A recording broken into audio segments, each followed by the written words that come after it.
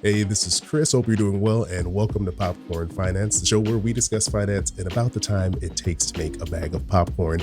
And it's 2024, brand new year, and I thought I'd kick off the year doing something a little bit different. Last year, for some random reason, a couple friends and I, we started this movie watching challenge. We were like, we want to watch more movies, and who can watch the most films that came out in 2023? So that's what we did, to a ridiculous extent. Right now, we're recording this in late December, so there's still a few I haven't seen yet, but I'm somewhere around 74 movies, which is probably, 20 times more movies than I saw in the previous year. And I thought it'd be fun to open up the new year, giving you a few movie recommendations, some things that I saw that I really enjoyed, but I didn't want it to be just about me. So I reached out to an amazing film critic, someone who I really have been enjoying their work, and I've discovered a few films through what they've been posting online. And this guest today is Alexis Gentry. She's the editor at Trashwire and co-chair of the Denver Film Critics Society. So Alexis, thanks so much for joining me here. Thank you so much for having me. I really enjoy your analysis and your reviews that you put out, and they're really short, which fits very well with what I do here on Popcorn Finance. So I'm really looking forward to going through these with you. Thanks so much. Yeah, I try to keep it bite-sized so people can just get a quick recommendation, on the go. And I'm just noticing this. If you're just listening to the podcast, you can't see us, but I see you have some popcorn earrings going on over there. I do indeed. I was like, I'm going to be on theme today, I appreciate the coordination with the show today. I got to do what I can. Be a good guest and come prepared. Future guests, you got a lot to live up to going forward for 2024. Today, we're going to go over 6 categories that I picked of movies. And the way it's going to work is we're each going to take turns. Alexis is going to kick things off, and we're going to give our pick for that category. And to kick things off, I thought we'd just start off with like a big one. And this is Can't Stop Thinking About It. That's why I've named this group. And basically, you left the theater or your couch after you finished watching the movie, you were in shock, or maybe you're just like, I don't even know what to say about this. I'm just like thinking about this for days afterwards, or you just felt just great after it was over. Alexis, I'm going to throw it over to you. Let me know. Sure. What is your pick for this category? So I kind of have 2 for this category. I have one that I picked because I think it's over the top, it's campy, it's twisted, it's dark, it's disturbing, but it's so much fun in a lot of ways. And that is Saltburn. This movie has been really polarizing. I feel like it's a very love it or hate it kind of movie. I've been calling it this year's Babylon. I think I have some friends who I was texting them after I saw it and was like, I love this movie. I think it's amazing. And they're like, oh, I thought it was horrible. It was the worst. So I love that it's a movie that really has made people have conversations like that. I found it to me, it's like, I think it's been called like millennial talented Mr. Ripley. And I think that very much fits. It's really kind of like over the top in a lot of ways, but it gets that it's over the top. So it's leaning into that. I loved it. I thought it was great. And then my other choice for this, is The Boy and the Heron, which is like, to me, it's so beautiful. It's such like a vibes and mood kind of movie. And after you leave that movie, you really are just kind of like thinking about some of the beautiful shots or some of the things that were in there. The artwork is just so gorgeous. And there's heavy themes, but not presented in a way that's like depressing. So yes. That was one that I don't know. I just, after I saw it, I was like, it just randomly pops into my head all the time. So I can't stop thinking about that one.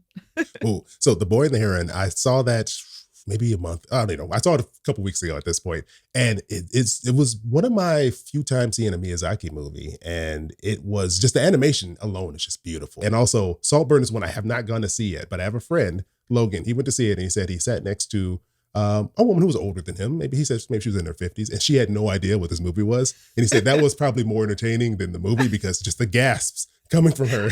I can only imagine. It's like, oh yeah, this movie will definitely, I would imagine people probably got up and left at some point, some people and stuff.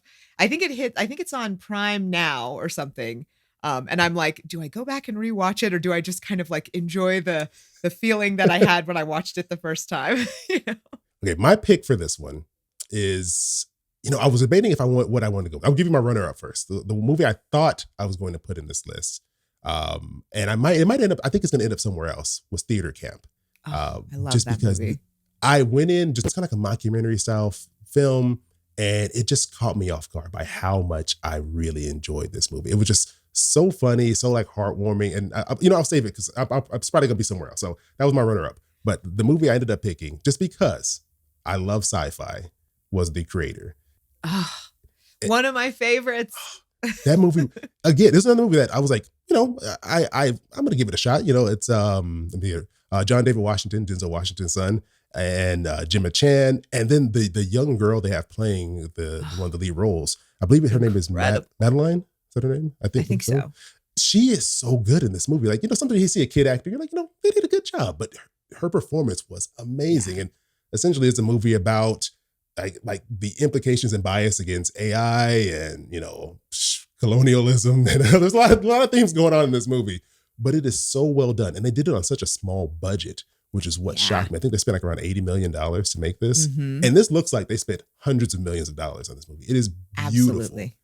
And it was the point where I was on YouTube, like watching behind the scenes, the director showing me like he was using like old Sony cassette players as inspiration for some of the robots that are in the film. If you love sci-fi, please watch this movie because it blew me away at how good this was. Completely agree. It's one of those movies when it came out, I was like, please everyone go see this because I want to send the message to Hollywood that we need more original sci-fi movies like this. And I mean, it's just like, it's visually just amazing. Like you said, it looks like it's so expensive. I was thinking about, the latest Indiana Jones movie cost like $400 million. And then when you look at something like The Creator, you're like, where did the $400 million go if they can do this for 81 million? And this is so beautiful to look at. Like, what did you spend it on? That's what I'm like, there's no way. I was like, this it doesn't make any sense. The math is not adding up how you could do this at this budget. So people need to get the stuff together, but I think Hollywood needs to allow more original stories, like you said, like this, because this was something that was different. It was unique, and highly, highly recommend people go watch this movie. I second that completely. It is so great. I absolutely loved it. Next category we're going to jump into, call this one The Warm Blanket. This is the film that just left you like with a smile on your face. You maybe, it was the story that really caught you, or the characters just like really just you connected with. But just when the credits were done, you just felt amazing after watching this movie. And I feel like, if we're kicking off a new year, I think it's nice to start off with something like this. So Alexis, what's your pick for this category?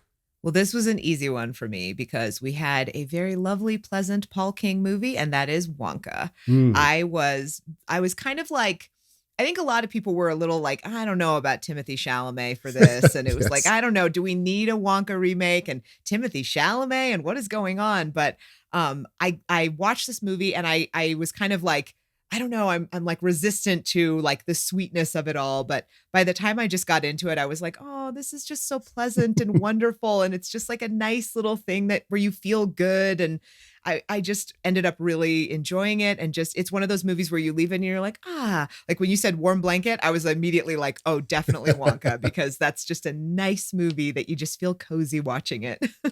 I was literally going to watch that last night and I just couldn't make it in time. So that's probably this afternoon I'm gonna go out and catch it because I really want to watch it. And I was kind of like, I feel like they hid the fact that it was a musical a little bit. But oh, totally. I feel like it's still Willy Wonka. We all watched that movie growing up. It's a musical. I mean, there's a lot of singing in that movie, so it shouldn't be a surprise. Sure. But I'm really interested to see how their take on it.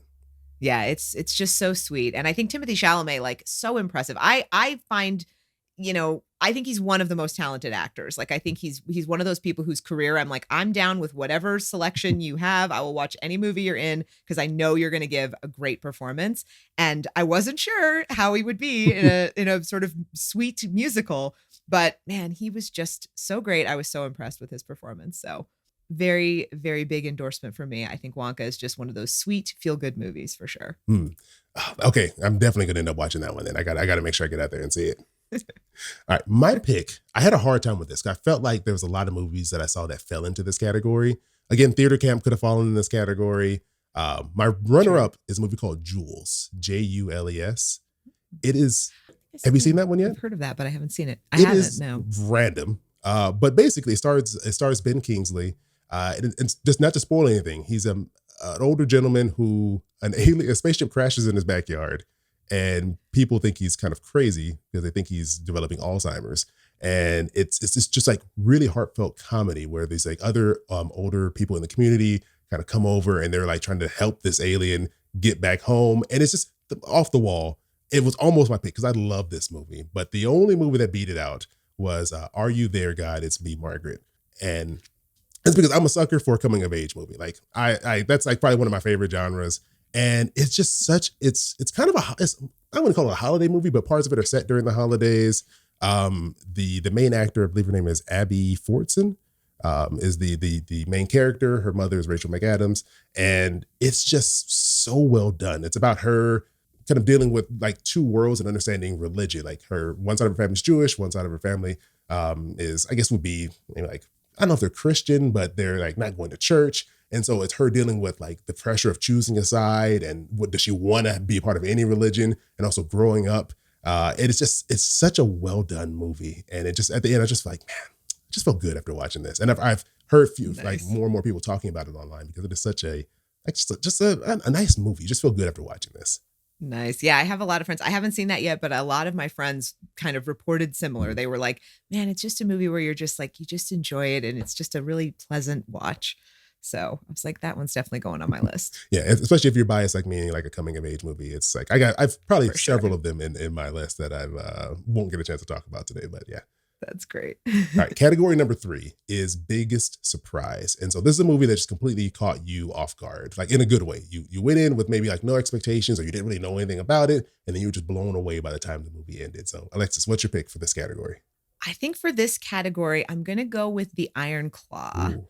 I think so much of the lead up to that movie was like, look at Zac Efron. Zac Efron's totally shredded. It's like, cool, that's cool. But the movie is so much more than that. It's really like, I did not expect it to have such impact. Like, everybody's performance is really good. And it's kind of, sports movies, you can get that kind of very typical, like, hey, it's an underdog story, or hey, it's, like we're going to have a training montage or something.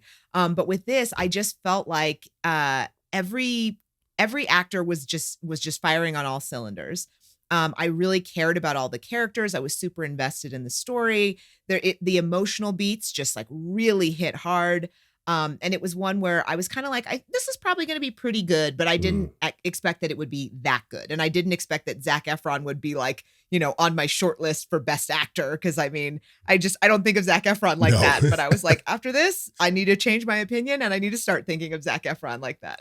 Okay. This is another one that I have on my list to go watch. I'm like, I have to watch this before the end of the year because I grew up a huge wrestling fan. Like me and my friends were watching all the pay-per-views, and this is obviously like, this is set like much before like the 90s when I was watching wrestling, but anything wrestling related, I'm going to go check it out. And I like what you said, that you actually kind of care about the characters, because sometimes in a sports, themed movie, it just becomes like this cookie cutter. Oh, here they are. Oh, adversity. Oh, they overcame it. It's all great. Like it's, totally. So to hear that there's actually some depth and you actually like you grow to like be interested in investing in these characters, to me, that's what makes a good sports movie if you're going to do one.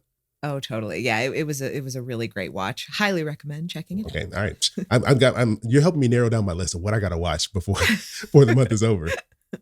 Okay, biggest surprise. All right, this is where I'm gonna throw theater camp, but an honorable mention goes to Godzilla -1. Oh, because love it. I saw this movie and I was like, I didn't really even care. I only went to see it because a friend told me, he's like, you should really watch this. I'm like, I've seen all these horrible Godzilla movies. This was like the best Godzilla movie I've ever seen. Like actually, you cared about the people. They weren't just like throwaway people who were going to get stepped on or burned up eventually. Like there was like a legit story and emotion behind the main character. And I was just like, I was blown away. So it was almost there, but I had to put theater camp in there just because I love this movie so much. I mentioned a little bit earlier, it's a mockumentary style. It's set in this theater camp. It's a summer theater camp. The main character is like the son of the woman who typically runs the camp, but she's in the hospital. I think she's in a coma and she can't come. So he kind of takes over and he's going to help them run it right. And he's just like this young guy who just doesn't know what he's doing. And he's just kind of cocky and but still kind of lovable at the same time. I don't know how they managed to pull that off. But it's just like the course of him kind of growing to like love this camp and seeing what it really is, seeing the other teachers who are there, the camp counselors, and their relationship with the kids, seeing those kids like develop and kind of grow and get out of their shell. Like it was just so well done that they closed with this like big, performance. And I was just like, you just feel it. You're just like, I'm just so happy for these kids. Like these fake kids I don't know. I'm so happy for them in this performance and all these people. So that's my pick because I didn't know anything. I just walked into the theater. I just bought a ticket. I was like, I'll go check this out. And so I heard it's a mockumentary and it blew me away by how good it was and how much I still think about that movie. totally agree. Theater camp is so excellent. It's one of those movies where I didn't catch it in theaters and I watched it on Mm. streaming. And there was probably 5 or 6 times where I had to pause it because I was laughing too Oh, hard. Like I yes. was like, wait, I can't hear the next line. I'm laughing too hard. Hold on, let me pause. Like it's so funny. Everyone's playing it really straight and it's just they're nailing the comedy. It feels totally like real. To me, it was like the equivalent of like a modern Christopher Guest movie. Mm. Just loved it. I thought it was great. And same Godzilla minus one, totally agree with you. Like that was one where I don't think I've seen any movie this year with more positive word of mouth, where Mm. like that movie just grew because everyone was like, I saw it, you got to see it, it's so good. And then someone would see it and then pass that message on. And it just grew to this huge thing where everybody was like, wait, what? A Godzilla movie's really good? And then it was like, wow, that is really good. Yeah, it's like you just don't expect that. It's a monster movie. You do not expect it to be good at all, but they pulled it off. It's amazing. So excellent. Yeah. All right, so for category number 4, we have one called Deep Cut. And so this is a movie you're pretty sure nobody even heard of this movie. Like, there's no marketing, they got no push, they got no social media advertising, nothing. But you went in and watched it, and it was like, this was a good movie.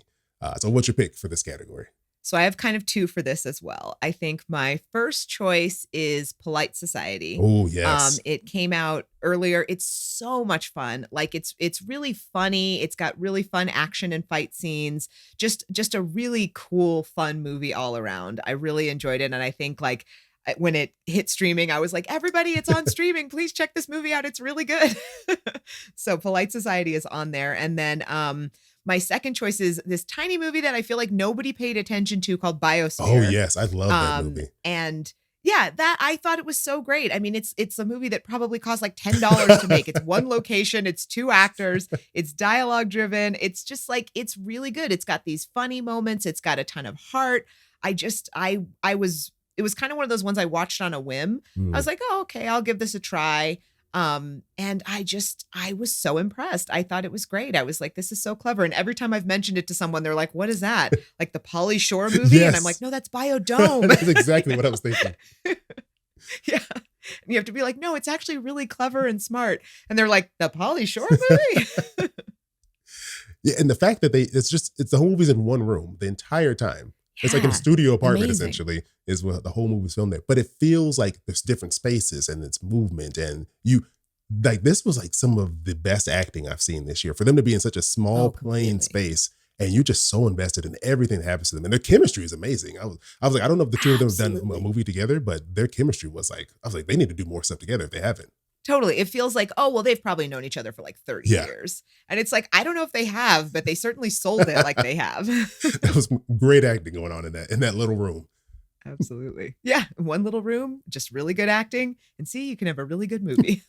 Okay, so I'm happy you said that because you helped me knock off a couple things on my list here, because I already mentioned Jules was going to be my number 1 pick, but I already kind of talked about that one a little bit. Biosphere was my number 2 pick. So I'm going to go with, well, I'll say my runner-up, after I eliminate those two, was a movie called Landscape with Invisible Hand. The cover art is even random. There's some weird looking creature on the front cover and it's like clouds.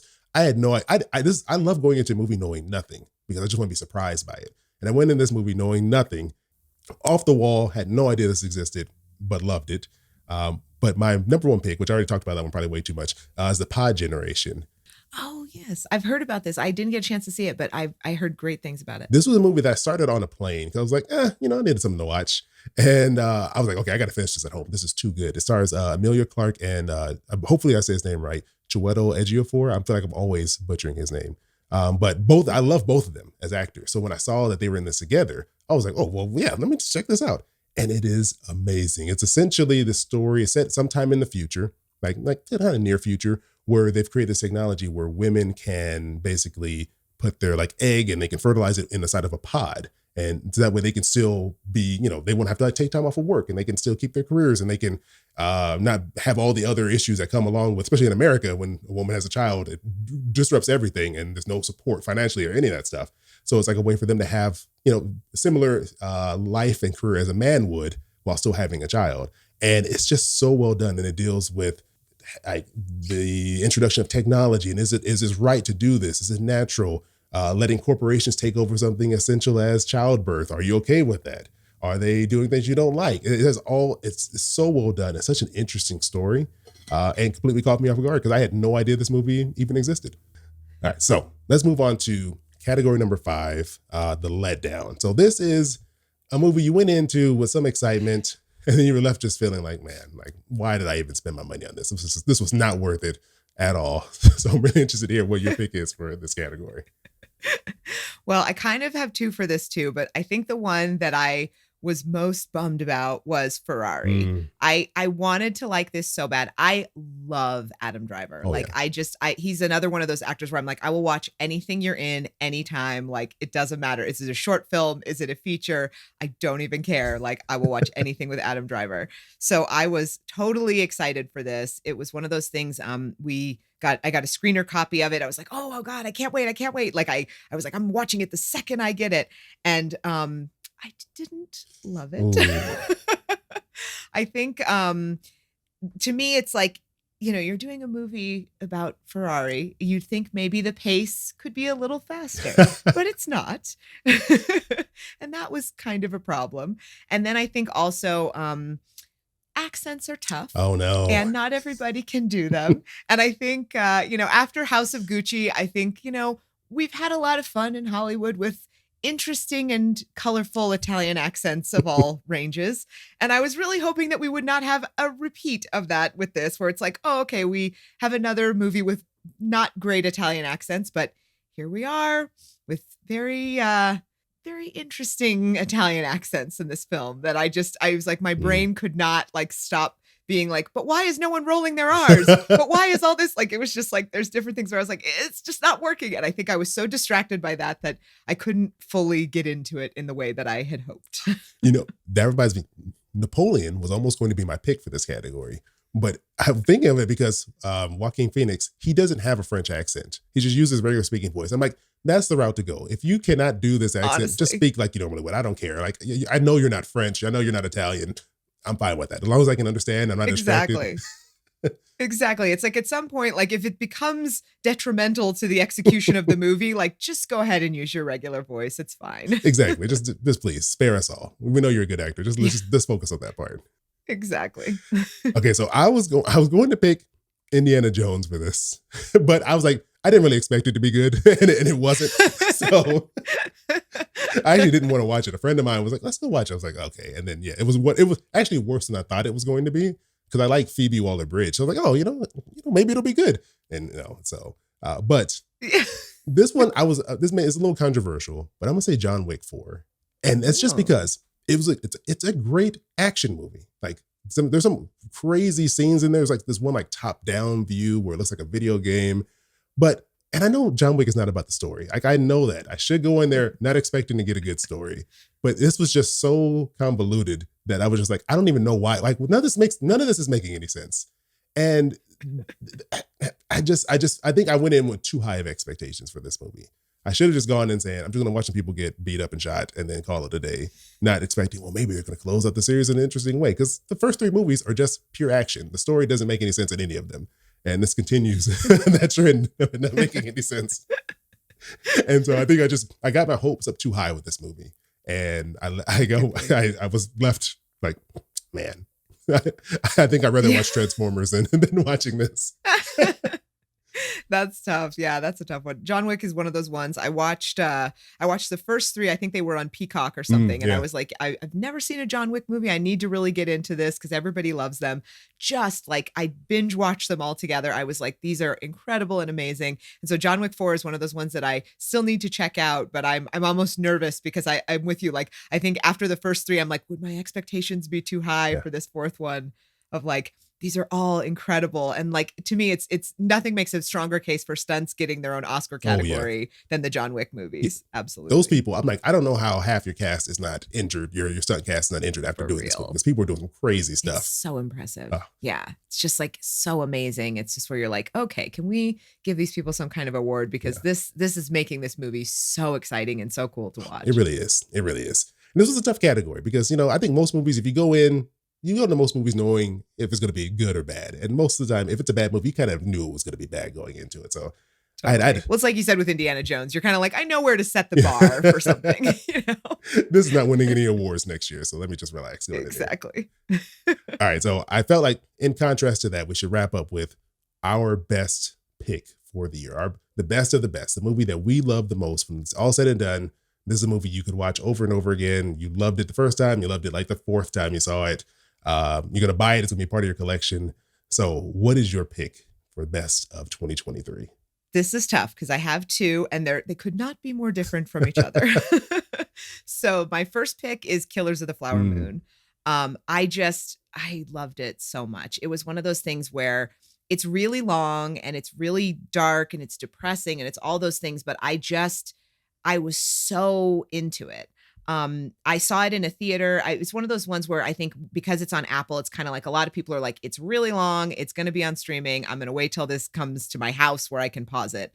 But I saw it for the first time in a theater and I was glad I did because I was, you're not distracted. You don't want to look at your phone. Yeah. And I was just fully keyed in for the entire runtime. So I just think it's phenomenal. I mean, it doesn't surprise me. Like, Martin Scorsese is like one of the best filmmakers of all time. And we have like De Niro, DiCaprio, Lily Gladstone, amazing performances. So Killers of the Flower Moon to me was just phenomenal. And I ended up watching it twice and being like, I can't believe I've done this twice, but it was just as engaging the second time. So that to me is such a strong movie.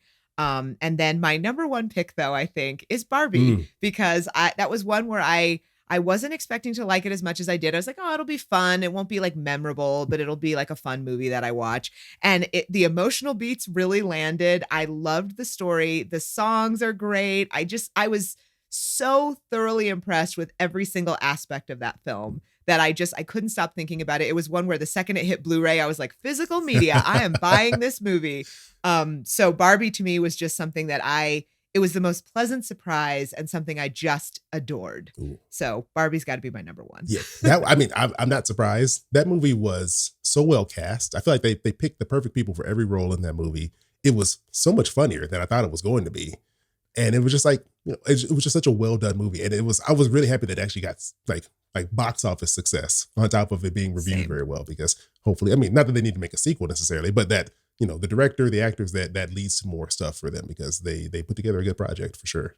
Absolutely. The entire like Barbenheimer phenomenon was great because it was like, what if we have like original movies where an auteur director gets to actually realize their vision and like we don't have corporate studios telling them what to do and making their movies into this weird generic product. And the fact that both of those movies did well. I mean, Oppenheimer also phenomenal. Oh, yeah. What an amazing movie. But I think like that to me made me like, oh, maybe there's hope that like everything's not going to be like part 7 of generic corporate product. We might get actual real good movies. I hope so. I hope that maybe, I don't know if there's a trend towards it. I saw a lot of really unique films this year, but a lot of them didn't get a lot of push. But hopefully maybe we'll get some more unique projects in the new year. I know there's, the strike is going to probably put a little pause on some projects, but hopefully, It's like, let's send the message that like when these movies make money, we would like more of them, please. Yes. Okay. So my pick for this, I actually mentioned a lot of the runner-ups already, The Creator, you mentioned Oppenheimer, Theater Camp. Random shout out to this movie. Another coming of age movie. It's called Miguel Wants to Fight. It was on Hulu. A friend of mine, he's an editor for ABC, and he told me about this because he did the trailer for it. And I was like, I'll check it out. And it is so well done. It's like a cast of like these young kids are supposed to be like in like, high school age, and one of them's going to move away. And all of his friends, they've all been in fights. And whenever there's a fight, he kind of just like stands to the back and kind of hides. And no one knows he's never actually gotten into any of these fights. And so he's like, before he goes, he's trying to find a way to get into one fight before he leaves. And it's just like such a well done comedy. But my overall pick, and this just, I love animation. And I was like, there's no way at the beginning, I love this movie at the beginning of the year. And I was like, there's no way this is still going to be my favorite. And it still is, because it's one of the few movies I actually went back to the theaters and saw a second time. And that was Spider-Man Across the Spider-Verse. And you may be thinking, Chris, how's that your favorite movie? If you haven't seen this, it's amazing storytelling, and then just the most unique animation I've ever seen. It's this, if you're not familiar with it, this is a sequel to the first of these movies that came out, I think, a couple years ago. And essentially, you're following Miles Morales, who's ultimately becomes, Spider-Man in his universe. And he gets connected with all these other spider people from other universes. And this is kind of the follow-up to that, where things kind of go crazy. Everything's starting to kind of fall apart, and they're trying to piece it back together, but they have to change things. It isn't what things necessarily to change. I don't really want to spoil it. I want you to go watch it.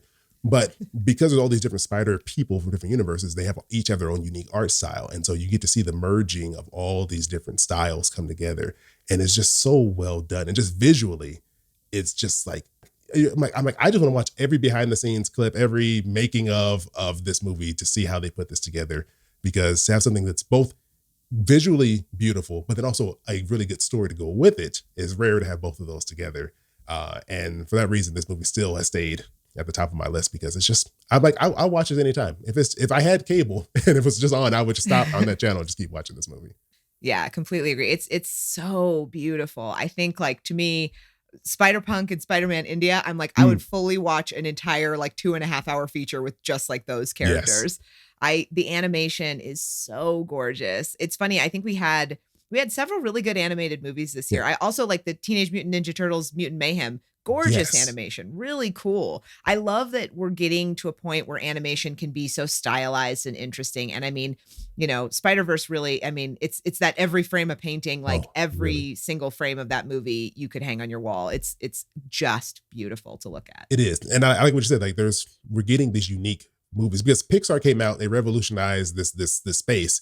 But then everybody wanted to just copy them and make movies that look like them. Like, that's their style. Do something different. And I feel like Spider-Verse, like you said, Teenage Mutant Ninja Turtles, which caught me by surprise as well. Even I watched Nimona earlier this year, and that has a really unique art style as well. I want to see more of this like really interesting animation, and hopefully they continue to, you know, stick around and they get more popularity and push for the other people making these other projects, not just like the bigger ones we always see.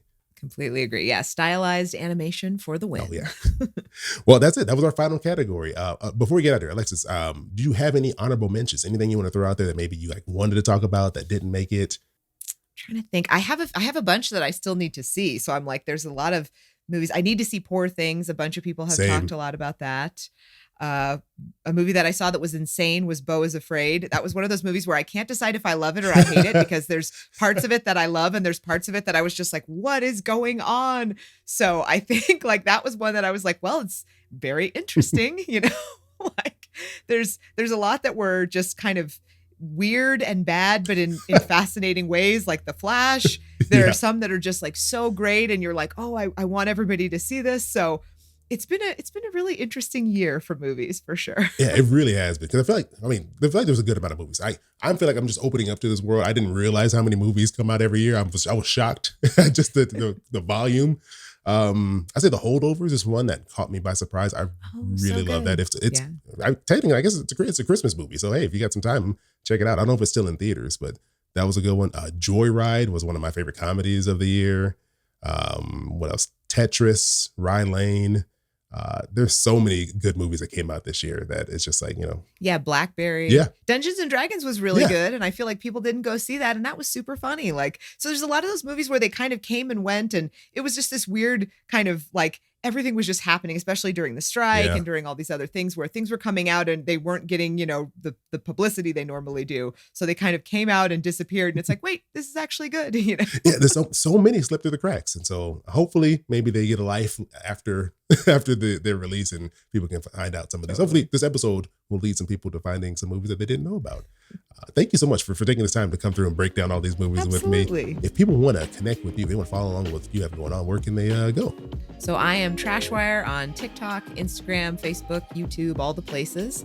I try to do TikTok mini reviews and little interesting things there pretty frequently.